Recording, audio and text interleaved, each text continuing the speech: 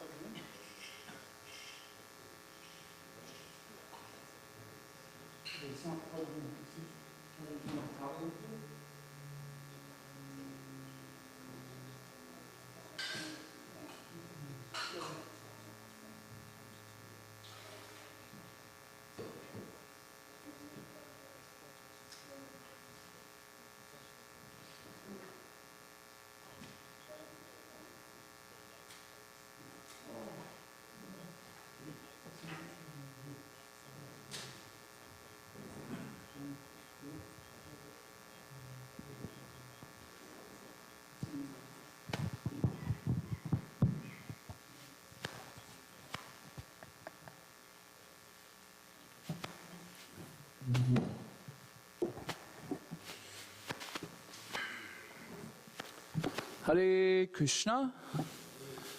Hare Krishna, dear devotees. Welcome to morning Srimad Bhagavatam class. My name is Nanda Brajadas. I'm filling in for His Grace Rupanuga Prabhu, who couldn't make it this morning. So this will be a little community class. You know, I'll be asking everybody to kind of pitch in. I would like to ask for forgiveness and some tolerance and some patience. One of our rules for giving Srimad Bhagavatam classes is so a person should be in a sari if they're in the female body, and in a male body they should be in a dhoti. But I broke my arm, and so getting on a dhoti right now is just about impossible. So so it might be a couple weeks that I'm up here, but I'm not on the Vyasasan. So just but if there's any Vaishnav that has an issue with this, I completely understand, and please let me know, and I will make sure to schedule somebody else until I can tie that thing. but I appreciate the patience.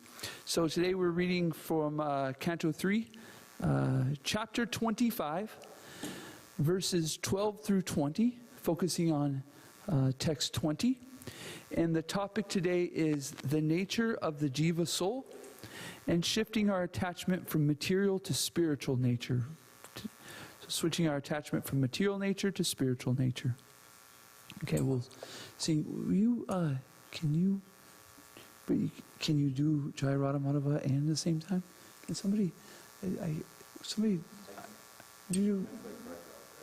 Yeah, I can if I absolutely have to. Like, there, we're gonna do it. Wow, we made it.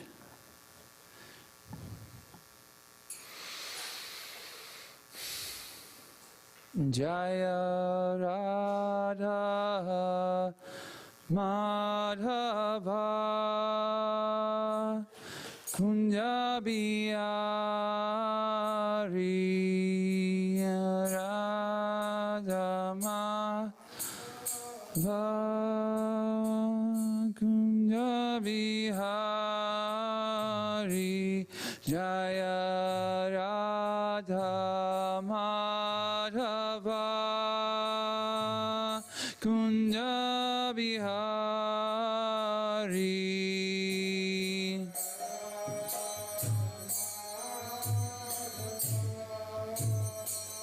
Kunja Bihari Jaya Gopi Janavalabha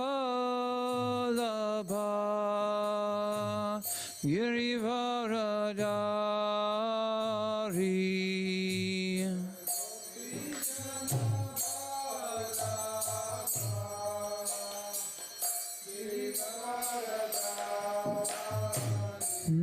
Jaya Gopi Janavalabha Girivaradari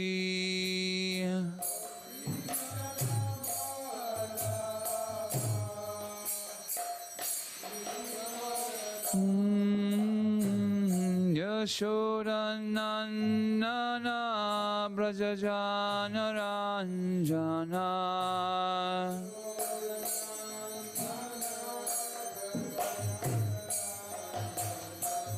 Yashodanandana Brajajana Ranjana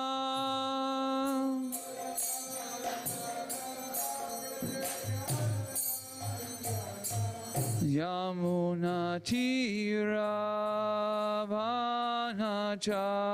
Vanachari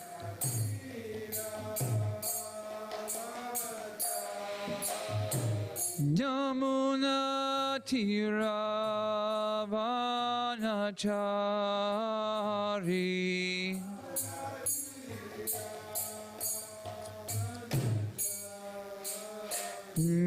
Jaya Radha Madhava Kunja Bihari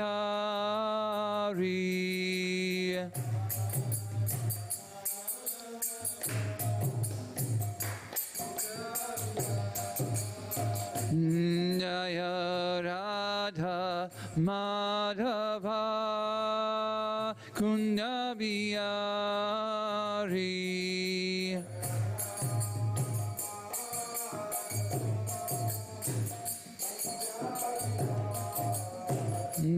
Jaya Gopi Jana Vallabha Girivaradari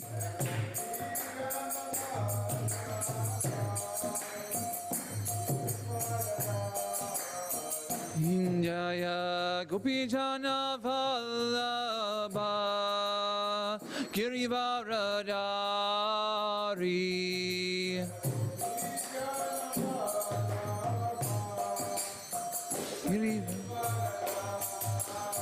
Yashodanandana Brajajana Ranjana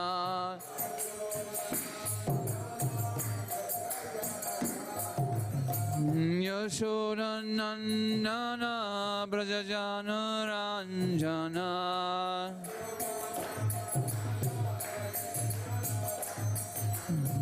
Yamunati Ravanachari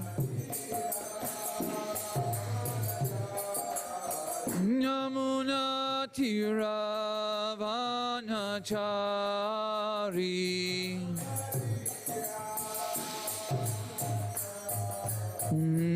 Jaya Radha Madhava Kunda Bihari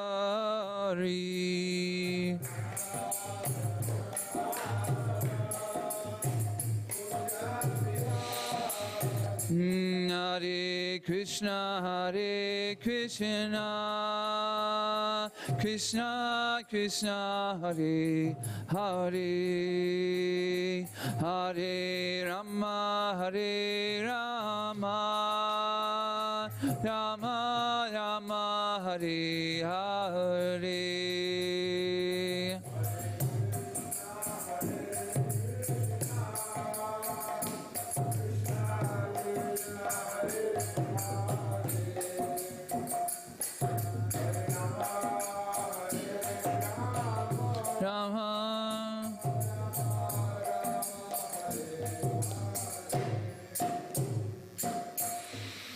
Shri Shri Radha Madhava Ki Jai, Srila Prabhupada Ki Jai. Om Namo Bhagavate Vasudevaya.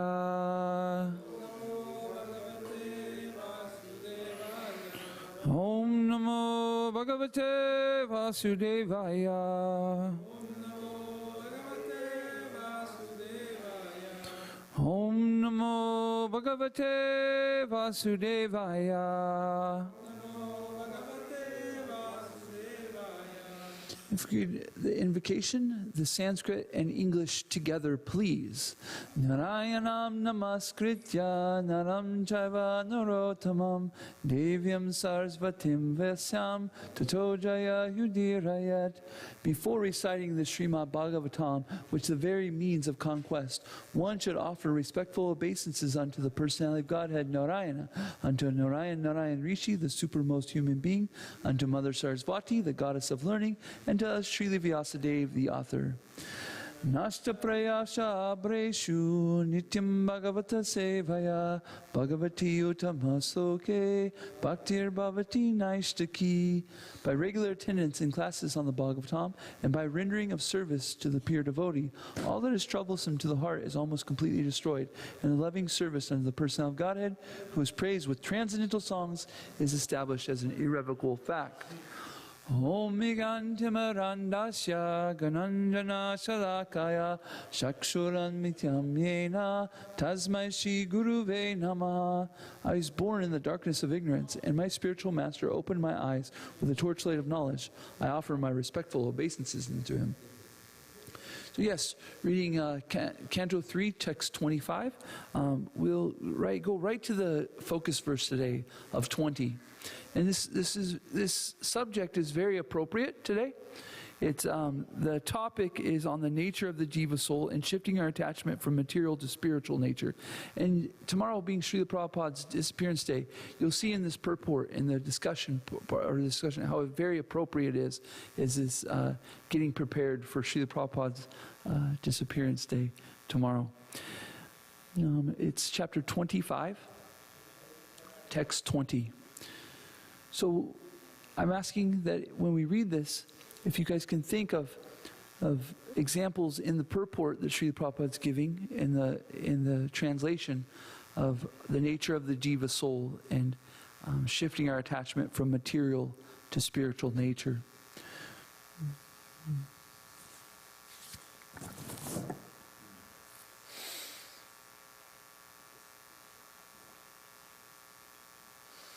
Go ahead and go to the Sanskrit, please, Prabhu. Okay. Prasangam majaram pasam. Prasangam majaram pasam. Atmana kavyo vedu. Atmana kavo buddhu. Saiva sadhu shakrito. Sadeva sadhu shukrito. Moksha davaram apavritam. Moksha dvaram apavritam. Prasangam majaram bhasam. Atmana kavyo viduhu. Saeva sarushkrito. Moksadvaram avapratam. Please chant. Bhagratam majaram bhasam. Atmana kavyo viduhu. Sadeva sarushkrito. Moksha dvaram apavritam. Prasangam ajaram pasam. Atmana kavayo viduhu. Se eva sadhu shukrito. Moksha dvaram apravitam. Before we go to the synonyms, was there one person? Is there any words here in the Sanskrit that we recognize? Eva? What does Eva mean? Certainly. How about moksha? What's moksha? Liberation, right? How about sadhushu? There must be sadhu right in there, right? Sadhu, yeah. Oh yeah, right? Atmanaha, right? Yes. Okay, let's go to the synonym, the word-by-word translation, and we'll read it together, please. See how we did on our words. Prasangam, attachment. Ajaram, strong. Pasam, entanglement. Atmana, of the soul. Kevaha, learned men. Vidahu, know. Saeva, that same. Sadishu, to the devotees. Kritaha, applied. Moksha dvaram, the lore of liberation. Apravatam, opened. Okay. Translation and purport by His Divine Grace, A.C. Bhaktivedanta Swami, Srila Prabhupada Ki Jai. Every learned man knows very well that the attachment for the material is the greatest entanglement of the spirit soul. But that same attachment, when applied to the self-realized devotees, opens the door of liberation. Please repeat. Every learned man knows very well that attachment for the material is the greatest entanglement of the spirit soul. But that same attachment, when applied to the self-realized devotees, opens the door of liberation. I couldn't help but giggle, because here it says every learned man knows very well that attachment to for the material is the greatest entanglement. And we have so many learned people in this material world. Do they know this? Not very many of them. Fortunately, we're in an organization, in a group of a sangha where there are people like this. So we're very fortunate. Okay, go ahead and move to the purport. And remember, we're focusing on the nature of the jiva soul and shifting our attachment from material to spiritual nature. Go ahead for the first paragraph, Jose Prabhu. Here it is clearly stated that attachment for one thing is the cause of bondage in conditioned life. And the same attachment, when applied to something else, opens the door of liberation. Attachment cannot be killed, it has simply to be transferred. Attachment for material things is called material consciousness, and attachment for Krishna or his devotees is Krishna consciousness. Consciousness is therefore the platform of attachment. It is clearly stated here that when we simply purified the consciousness from material consciousness to Krishna consciousness, we attain liberation.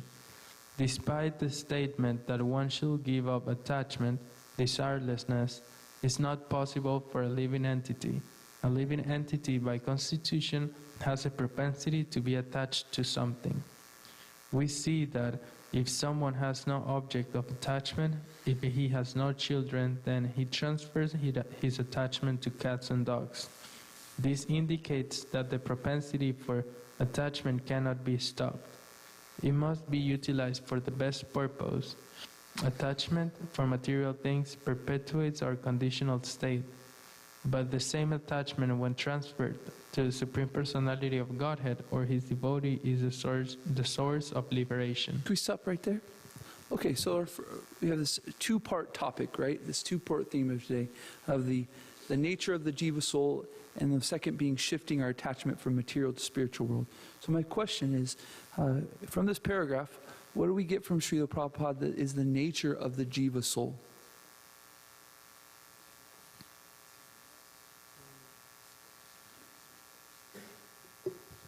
To be attached? Yeah, to be have attached, right? What does Srila Prabhupada say about this? What does he say about the Jiva soul must be attached? That you can purify yourself by, or going through liberation by Krishna consciousness, being attached to Krishna or his devotee. There's an example that Srila Prabhupada gives, right? That to get a thorn out, you must use another thorn. So if you have something sharp in your finger, like a sliver or some kind of thorn or sometimes we even get metal stuck in there, then we've got to take something also sharp and we've got to dig it out, right? So his example is that with material nature, that it's the thorn in our side, right? It's the thorn of birth, death, old age, and disease, right? But we have to use this material nature that it's a thorn, and to use it to pull us out of material nature by shifting our consciousness of how we use it. There's a specific example he gives of shifting it, or of explaining that attachment is a nature of the Jiva soul. What example did he give? It's pretty funny, actually. Yeah, it's in the first paragraph.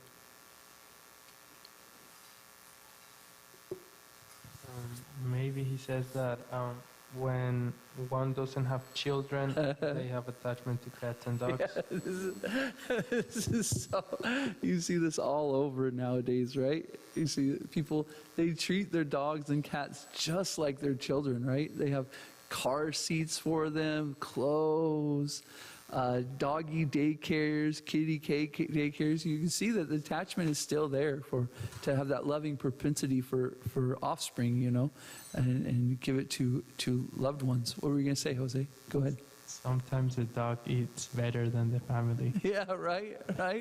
There's commercial nowadays where you go, it's like, why should your dog be eating blah blah blah when it should be eating fresh? And it, they're actually showing the dog food like anyways. I won't go this. Let's not go there. Okay.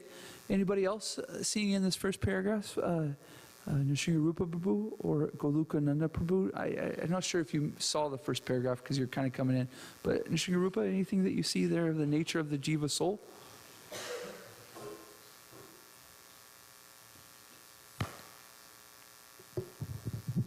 I like at the end, how Srila Prabhupada talks about that the propensity for attachment cannot be stopped. That it must be utilized for the best purpose. Our attachment for material things perpetuates our conditional state. But the same attachment, when transferred to the Supreme Personality of Godhead or His devotee, is the source of liberation. So we've got that attachment. And it's just a matter of where we transfer it to, where we focus that attachment on. He gives a little hint in that last part of the Supreme Personality or his devotees. So he starts giving a hint what he's going to go in this next paragraph. Nrsimha Rupa, will you read the next paragraph, please? Here it is recommended that attachment should be transferred to the self-realized devotees, the sadhus. And who is a sadhu? A sadhu is not just an ordinary man with a saffron robe or long beard. A sadhu is described in Bhagavad Gita as one who unflinchingly engages in devotional service. Even though one is found not to be following the strict rules and regulations of devotional service, if one simply has unflinching faith in Krishna, the Supreme Person, he is understood to be a sadhu. Sadhur eva samantavya. A sadhu is a strict follower of devotional service. It is recommended here that if one at all wants to realize Brahman, or spiritual perfection, his attachment should be transferred to the sadhu, or devotee. Lord Chaitanya also confirmed this. Lavamatra sadhu sangha sarva siddhihai. Simply by a moment's association with a sadhu, one can attain perfection. Go ahead with the next paragraph, please. Mahatma is a synonym of sadhu. It is said that service to the Mahatma, or elevated devotee of the Lord, is dwaram, ahur vimukte, the royal road of liberation. Mahat sevam dwaram ahur vimukte stamo dwaram yoshitam sangi sangham. Rendering service to the materialists has the opposite effect. If anyone offers service to a gross materialist or a person engaged only in sense enjoyment, then by association with such a person, the door to hell is opened. The same principle is confirmed here. Attachment to a devotee is attachment to the service of the Lord, because if one associates with a sadhu, the result will be that the sadhu will teach him how to become a devotee, a worshipper and a sincere servitor of the Lord. These are the gifts of a sadhu. If we want to associate with a sadhu, we cannot expect him to give us instructions on how to improve our material condition, but he will give us instructions on how to cut the knot of the contamination of material attraction and how to elevate ourselves in devotional service. That is the result of associating with the sadhu. Kapila Muni first of all instructs that the path of liberation begins with such association. Can you move a little bit up? I wanted to see a little bit more. These are the right there. The result will be that he will sound teach how to become a worshiper and a sincere servitor of the Lord. These are the gifts of a sadhu. Thank you. I heard that and I was kind of, okay. Themes: nature of the jiva soul, and transferring our consciousness from our material nature to spiritual nature. What do we get from these? What can we get from these two paragraphs in this topic? These topics.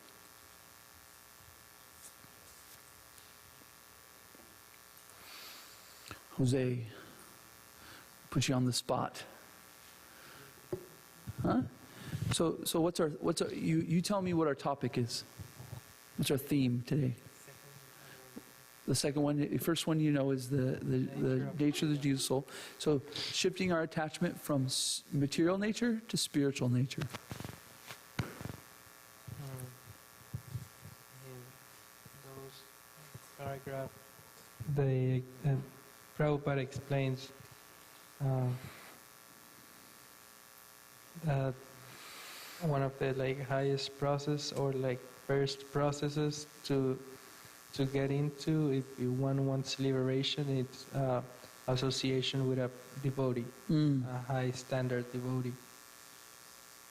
And he mentions too, what's the opposite of that? Materialist, or someone who, with a devotee one can attain liberation, and when one is associated, I don't remember the exact word, but it was materialist, one gets a pass to hell, the doors to hell. The doors to hell. Whew. I actually had a conversation with somebody, and he said he was saying that sometimes he thought Srila Prabhupada was a little strong, and he said something because we were talking about yoga and how all.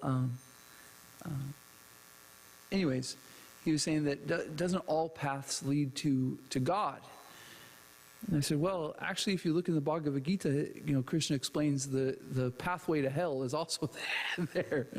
So Srila Prabhupada says here's the doors to hell is following the materialist. Why?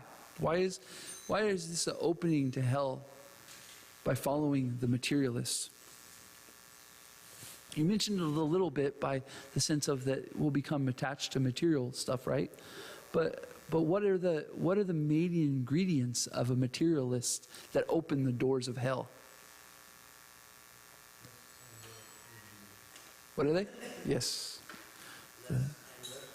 This is actually the exact Bhagavad Gita I gave to the. Go ahead, you mentioned it. Say it. Yeah.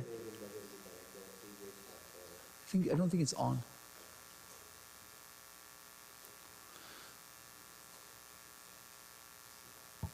There we go. Krishna says in Bhagavad Gita there are 3 gates to hell, which is lust, anger, and greed.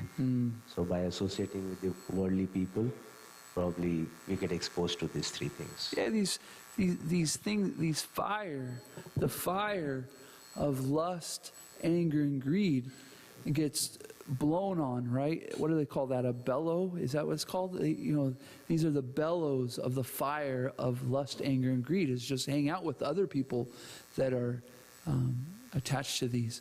If you want to be successful, surround yourself with successful people.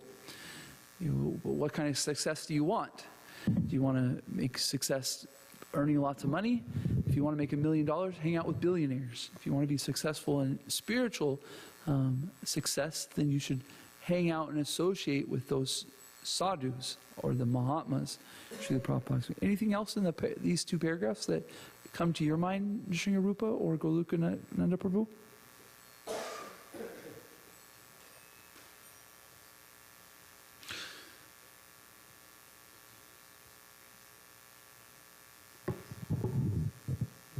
It's very cool that Prabhupada always touches liberation as a byproduct of devotional service and not liberation as the ultimate goal. It's so attractive, right? This peace of liberation.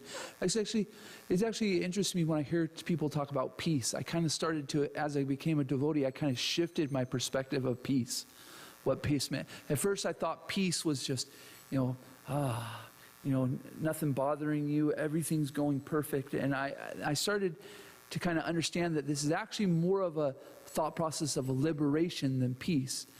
Because the devotees' peace is that Krishna is the controller and that everything is being moved by Krishna.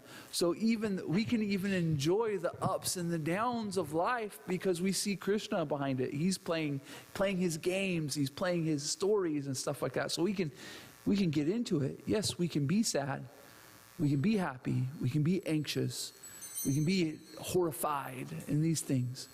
But our consciousness is always that who is the owner and the controller of everything. And this is, go ahead, Golokananda Prabhu. The analogy that comes to my mind is, Srila Prabhupada says, just like too much of milk causes indigestion, but the same milk taken in a different form, yogurt, right, is a cure for the same problem. So similarly, the attachment to the material world, materialistic people, is like that milk which causes the indigestion. But when it is diverted to the attachment to the devotees, then same attachment opens up.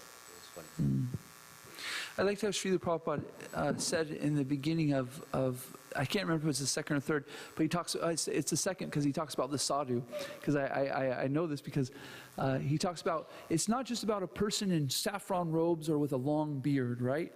I mean, we as devotees, we are always paying respect to the person who's in the sannyas order, right? Yeah. But who should we hear from? And Srila Prabhupada says we should hear from the person who's in devotional service. That's always is performing that devotional service. That's the person that we want to hear from. And I remember the reason why I connected it with sadhu, because I was thinking of sadhu guru, or these people with long beards and are speaking wisdom. But are there service of devotional service? Are they should have some attachment for Krishna? And we can see that Srila Prabhupada has given us a sangha of being the leader of a sangha who's attached to the devotional service of Krishna. And we can be pretty confident that we're hearing from people that are sadhus, you know what I mean, and Mahatmas. And Sri Rupa, what would you like to add? Please add. I've been thinking about something that's related to the class, but not exactly.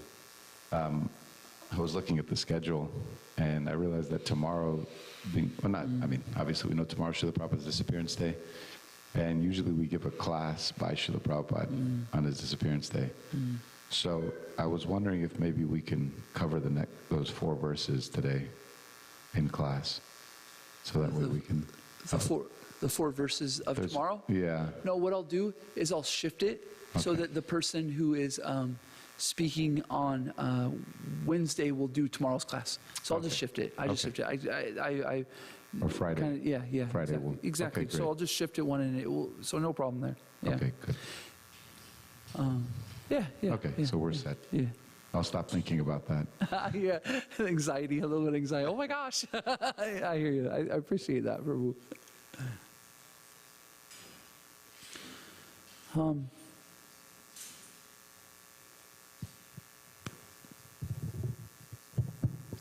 I have a question. I wonder how can one build attachment to a devotee, because sometimes it's like bitter medicine, so one doesn't really want to change sometimes. So, but he is in contact with a pure devotee, and the soul sometimes recognizes that, and the soul is the one that keeps us there. So, how we become attached to others is we get to know them and appreciate their good qualities. So in Krishna consciousness, we have so many books that we hear about Krishna and his devotees. We have a Krishna book, and we start to read Krishna book, and we say, oh, wow, that's the Supreme Person. He does things like that. At first, we're probably like, anyways, because of our past conditioning and stuff, we're kind of like skeptical, right? And so it's actually quite natural to be skeptical at first. However, our humility in continuing to continue to hear about that person or hear from that person, and then be able to swallow our pride a little bit when we hear things that are true, right? That are like, oh, that point that point hit me right here. That's something that I need to work on. So when we hear about, especially Srila Prabhupada, like tomorrow we'll hear so many glorifications about him, and we'll hear a lecture from him. And at first we're kind of skeptical. Wait a minute, isn't Jesus the only pure person that's ever walked the earth? From a Western, perspective, who hasn't grown up in something like Krishna consciousness, it's kind of like our perspective. I'll be honest, you know what I mean? Like, I didn't even go to church that much. I had a friend that took me, but just general, the perspective is that Jesus is the only one. So then we start to, a little skeptical, but when we start hearing about how he touched people's hearts, how he changed people's nature, how he changed the character of other, and we start hearing his character, hearing about his character, we start to develop attachment for him, and we start to develop these good qualities of spiritual qualities, and then almost we can't even deny it if we become honest enough. You know what I mean? If we come, we're just like, yes, finally we shed a little tear for Srila Prabhupada before we even shed a tear for Krishna. Quite often, Sri Rupa.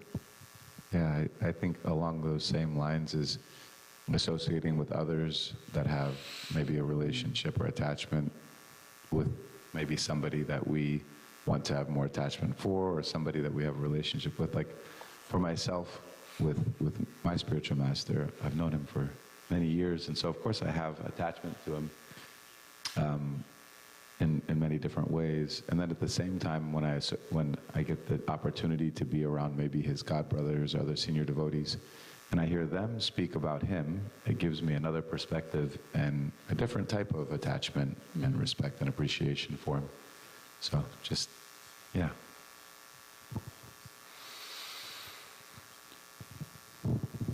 I was wondering also if just because I direct my attachment to Krishna or his devotees, is it like pure attachment that will not bring me to lost and angry and after? Or can it also happen if that attachment is directed like unconsciously or? I'm sorry, can you clarify a little bit? I heard you. I remember in Bhagavad Gita, there was like these steps to also attachment, To loss, hell. anger, and to hell. Yeah. So is it only because I come to Krishna consciousness and I try to get my mind attached to Krishna or his devotees that the attachment is pure, or is it going? Can I also fall into that ladder of? The formula that I heard by reading Nectar of Instruction, and this is what came to mind is, I heard Srila Prabhupada talks about anger in there, right? Because it's in the first verse, it's talking about controlling our anger, the tongue, belly, genitals, the mind, the speaking, and anger, and he speaks about that anger comes from frustration of material attachment. And then he explains the other kind of anger. The anger coming from that somebody's blaspheming a devotee or Krishna, right? So the formula that I came up with when I saw frustration start to manifest in me, I had to sit back and go, why am I frustrated? Am I frustrated because somebody is blaspheming a devotee or blaspheming a pure devotee? Is somebody blaspheming a pure devotee or Krishna? No. Okay, so I must have some material attachment here. Okay? So then I start asking myself, what is that material attachment that I'm getting frustrated with? And it was something that really started to help me to, define what my anger was about, and then, to help me understand more about what my attachments were, what my material attachments, and then how to purify my anger. Is that helpful? Nishinga Rupa, you had something you... Well, I was just thinking that I think with most things it depends on our consciousness and our intention and how clear we are. Like Srila Prabhupada talks about pure devotional service so many times. When we're, so in that sense, if we have that pure attachment for Krishna and it's not motivated by something else, and there's not some other, I want to serve Krishna, and at the same time I hold on to all of my desires and all of those things at the same time, and so there's this battle maybe in some ways, internally, or maybe externally sometimes it manifests, but I think, so yes, if we're serving Krishna but at the same time holding on to, which I do, holding on to all of the other things that I haven't yet completely cleaned from my mind, false ego, my material desires, then I think it, serving Krishna will always help purify, but then you still can end up having to go through different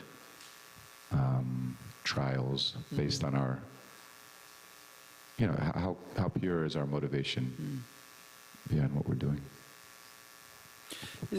I really appreciate this point, because one thing I was in the formula I had is that once you understand your anger, and then you have to ask yourself what your anger, now how can I express that not through anger but through a healthy way? It's not that it's not okay to be frustrated or to have some kind of misunderstanding or need or want, but being angry about it isn't healthy. It leads us to hellish conditions.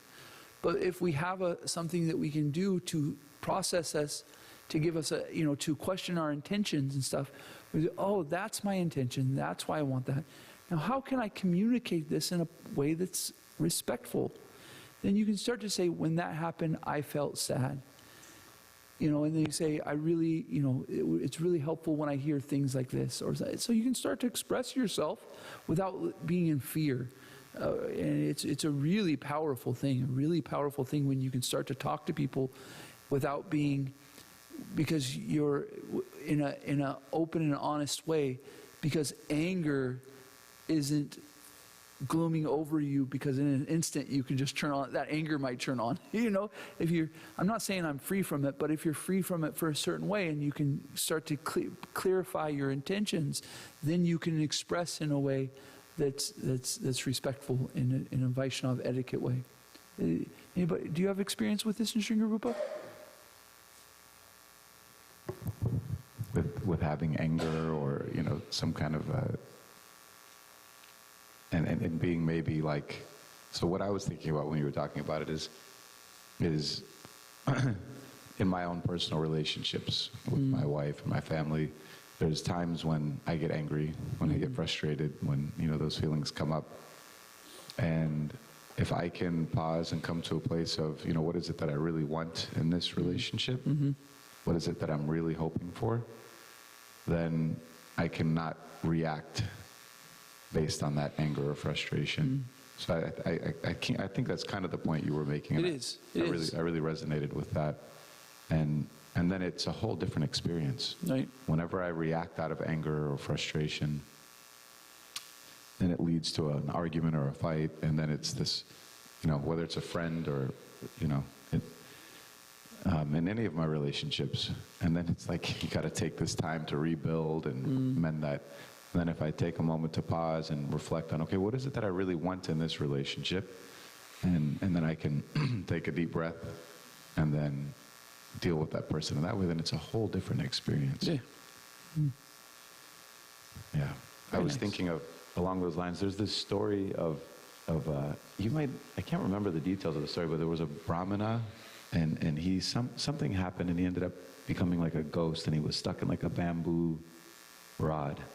And there was a devotee that was speaking Srimad Bhagavatam, and like the whole village came to hear, and by speaking Srimad Bhagavatam, that the brother would, the brother that he was stuck in a bamboo rod would be liberated, right? And so he spoke the Srimad Bhagavatam, and at the end, the bamboo rod cracked. Do you remember the details of who was the speaker and I can't remember. Anyway, I'll have to look it up. But the point of it was that at the end of it, the bamboo rod cracks. Dundakari, yeah. And at the end of it, the bamboo rod cracks, and you see his like liberated form, right? And he goes back to Godhead, right? Yeah. And everybody else that was sitting there said, wait a minute, we were all sitting here listening too. How come he got liberated? Why are we still here? And so then the point was that, he was listening with such intensity because of where he was, right? So kind of like the intention behind my service, the intention behind when I attend class, like Srila Prabhupada says so many times, if we one time, without offenses, purely chant the Lord's name, we can be liberated, right? So I think it's that same kind of thing. It's like how pure, how intense, how clear is our desire for what we want. If it's a one focused attention, then the results that Srila Prabhupada talks about, we can receive those.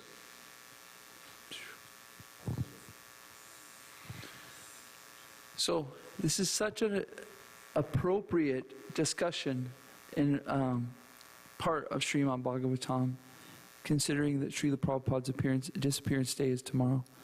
So if we can warm up today by hearing from Srila Prabhupada, appreciating him, associating with him in whatever way, whether it's meditating on his lotus feet, hearing his lectures, hearing from somebody else, and we can further our attachment to him, and we hear that automatically our hearts change. I mean, it's amazing that we just hear, and it's not even like it's like a hard thing. You know what I mean? You hear glorification of Srila Prabhupada, it's just like, it's nectar. You know what I mean? And it purifies our heart to go get us ready to go back home and to hear Srimad Bhagavatam nicely. So I really feel like it was Krishna's arrangement that this topic was here today for us the day before Srila Prabhupada's disappearance day, and anybody hearing here or on that YouTube, we're very lucky. We're very, very, very lucky. I think I'll end there. Srimad Bhagavatam ki jai, Srila Prabhupada ki jai, Gaura Pramanande Hari Hari Bol. Vanchakalpatrubhyascha kripa sindhubhyevacha patitanam pavanibhyo vaishnavebhyo namo namaha. Antikoti Vaishnavavrinda ki jai.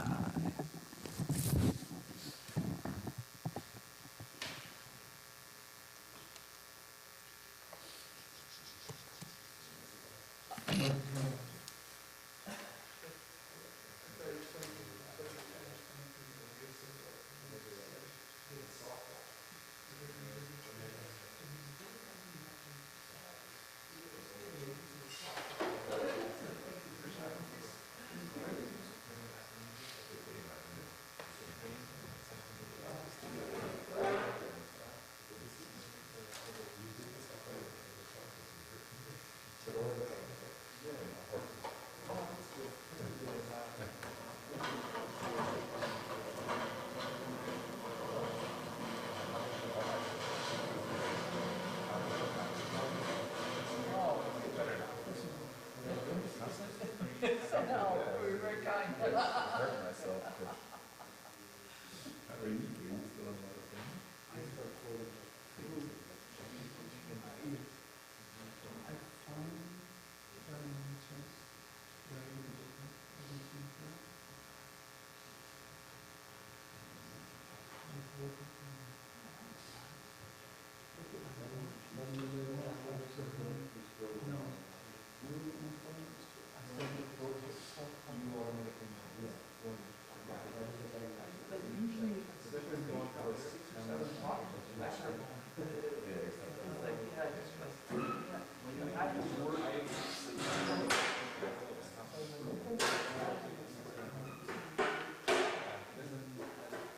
that felt good. I feel pretty refreshed after that.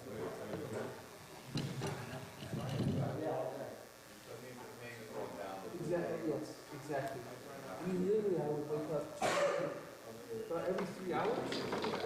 I don't know if I told you this, but like going, like, moans of pain. It would emanate down the whole body.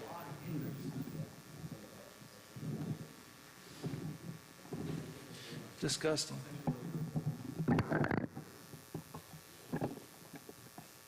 Yeah.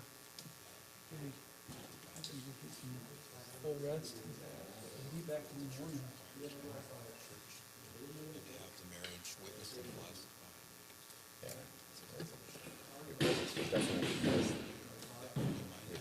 Oh, thank you. Yeah.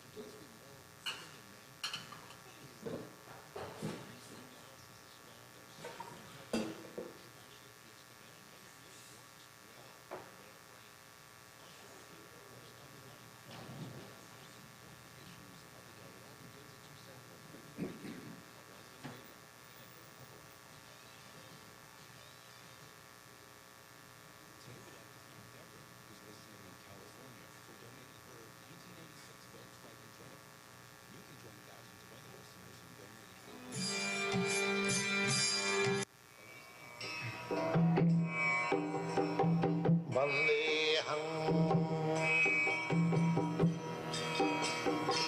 Sri Guru Sri Juta Padakamalam Sri Gurum Vaishnavansam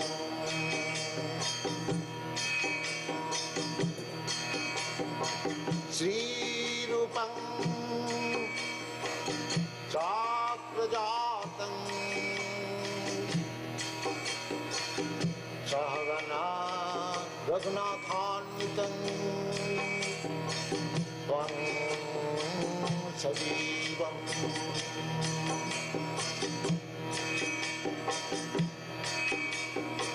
Shadvaitam Savadhutam Parijana Sahitam Krishna Chaitanya Devam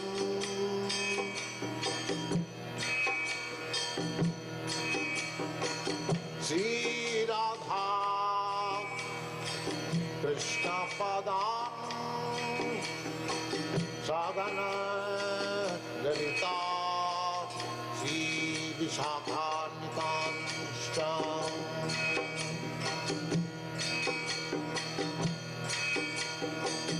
Shrikrishna Chaitanya Prabhu Nityanand